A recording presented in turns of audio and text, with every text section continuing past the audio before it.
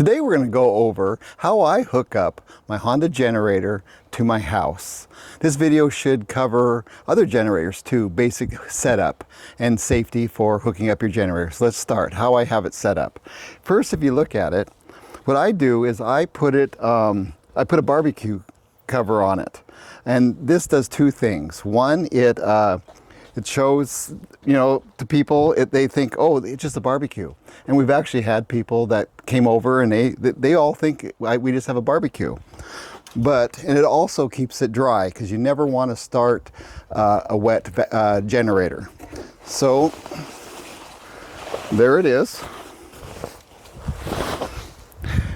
And as you see, this is the Honda EU7000is. It's a great generator.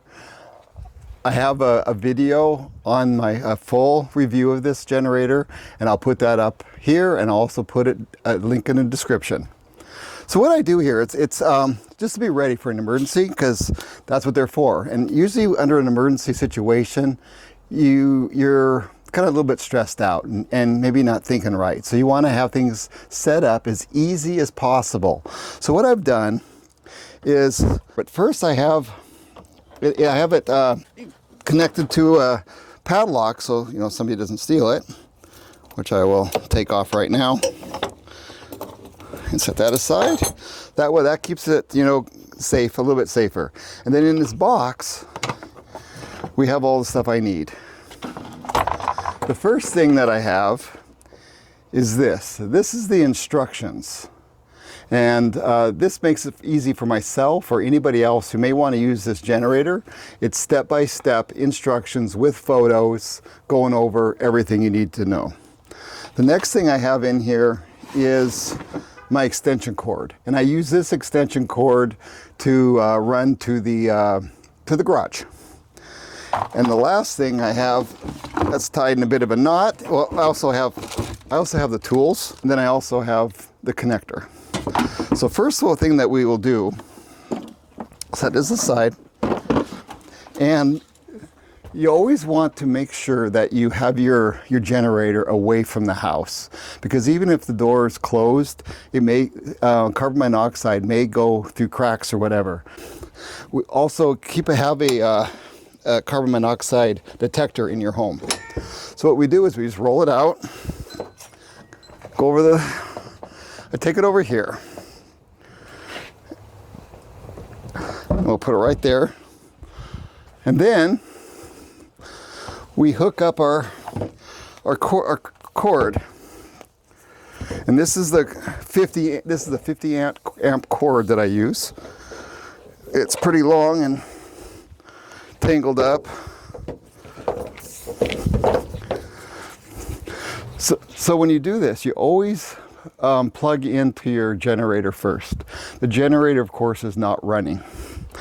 And if you come over here, I'll show you what you do here. First of all, down here, you want to make sure this is flipped to 240 volts. The other thing that you definitely want is that they have this eco throttle. Make sure that's off, because you need to have the full power. Then I plug it in here.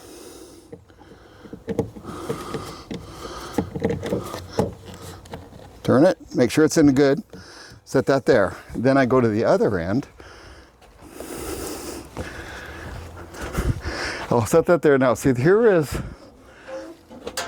here's my switches. So what I do with my tangled mess is, so you plug it in here. Then you turn it, make sure it's locked. Like I said, same with the generator. Always make sure you got a good connection. And then what we did is we had electrician put in this interlock system. You definitely want an interlock system or something compatible to this. You don't want to go directly and put backflow power into your house. And never ever buy one of those suicide cables. So how I do this, and one thing I did is, like I was saying, is, under stress, you're not thinking. So it says right here, if you see, it says generator on both switches. Normal power on both switches this way. So what I have to do first is shut them off. So there we go. So that's the now it's on generator power. And even to make it easier for myself, see, I even wrote off and on up here, because once again, I say when you're under stress, you know, you like want to make it easy. Then what you do is you go through all these, turn them all off, because you don't want to start your generator under full power, because it's really hard in a generator. It could actually cause harm. So now let's go back to the generator. I do have an app that I use, and I've demonstrated that. You can see that in the video. I'm not going to go over that right now. I'm just doing how to set it up. So all I have to do is turn this here to on. Then I push the button. Okay, and another thing you want to make sure is to make sure that the exhaust system is pointed away from your house and away from anything that's flammable. Also, if you're concerned about, you know, neighbors hearing the sound coming from your generator and you want to be a little bit quiet, make sure it's pointed away from whoever the road or wherever people can hear your generator from. So now I'll show you how I hook it up. How I turn it on. So we have a well. As you can see, it's right here. I always do that last. And normally I have my app to make sure we're doing it. But what you do is you can either turn on just what you need or whatever. I know I can run everything in my house, but I slowly turn them on. Slowly turn them on. Just like that. And you can hear the little bit of pull on the generator. It's now, my house is actually fired up. Okay, now I will show you how I disconnect the generator from the house and restore it back to normal power. First, let's go over the generator. What I do is I turn this off.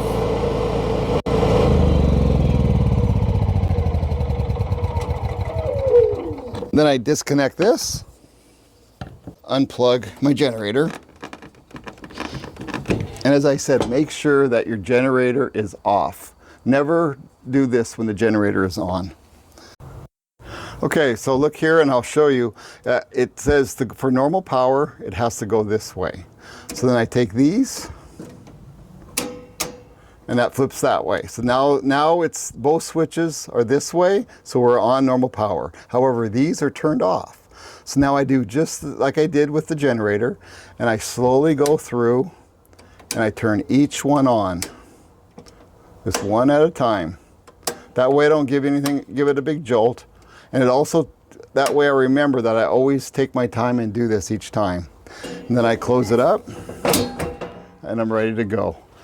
So I hope that helped you. If you have any questions or if you have any comments, please leave them. I love the comments, as you well know. And once again, this is Wayne with Normal Prepping, and I'll catch you later. Goodbye.